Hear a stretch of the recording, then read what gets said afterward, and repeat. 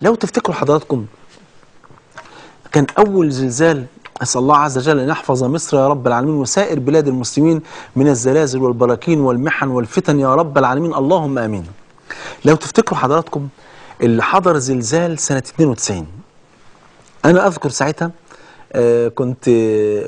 كنا بنصلي العصر في المسجد، وسبحانك يا رب يعني يقول يعني لما الأئمة الكبار يقول لك عند المحن تنفسخ العزائم فعلا. بس لا واحد يقول لك ايه يعني زلزال يجي وانا بصلي واساجد بين ايدين ربنا واموت وانا ساجد؟ اهو احنا كنا بنصلي ساعتها وكنا في الركوع، الامام بيصلي بينا صلاه العصر، الله اكبر، نزل ركعه حصل الزلزال. تخيل حضرتك ان الامام اللي بيصلي بينا طلع يجري من فوقينا، يعني تخيل، طبعا مفاجأة لا تخطر على قلب بشر. احنا قلنا في حد بيلعب نطة الانجليز واحنا بنصلي العصر واخد بالك، فلقينا اللي بينط من فوقينا. طبعا الارض عماله، طبعا كان منظر مفزع جدا، والزلزال الحقيقه كان قوي جدا. ربنا يا رب العالمين يحفظ مصر